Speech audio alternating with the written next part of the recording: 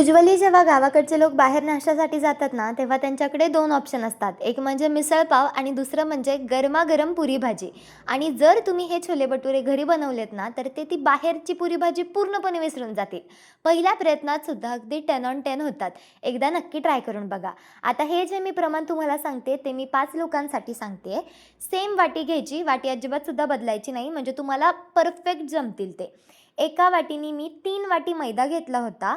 1 वाटी गव्हाचं पीठ घेतलंय, अर्धा वाटी त्याच्यामध्ये पिठी साखर घेतली आहे आणि 2 चमचे बेकिंग पावडर घेतली आहे. बेकिंग सोडा वेगळा आणि बेकिंग पावडर वेगळी, त्यातली बेकिंग पावडर घ्यायची. अर्धा वाटी मी घरचं दही घेतलंय. तुम्हाला जर बाहेरचं विकत घ्यायचं असेल तर 1 वाटी घ्या.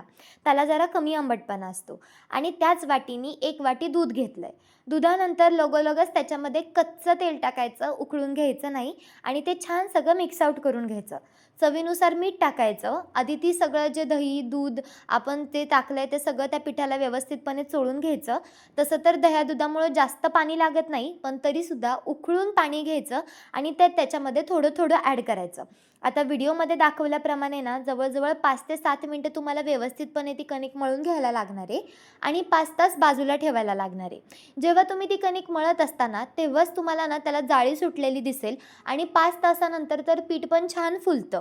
आता ह्या सगळ्या ह्याच्यामध्ये ना तेलाचा जरा जास्त वापर होतो, कारण त्याला आपल्याला पिठावरती लाटता येत नाही आणि अजिबातसुद्धा पलटता येत नाही. लाटताना एकाच साईडनी लाटून घ्यायचं तेलावरती. छान ती मऊसूत होते अशी कणिक ती. जास्त घट्ट ठेवायची नाही आणि तुम्हाला दिसत असेल, जेव्हा तुम्ही ती कढईमध्ये सोडता त्याच्यावरती तेल टाकायचं आणि तो अगदी छान फुलतो. अगदी 2 मिनटं लागतात. 2 मिनटं पण खूप झाले ते तेलामध्ये टाकल्याबरोबर.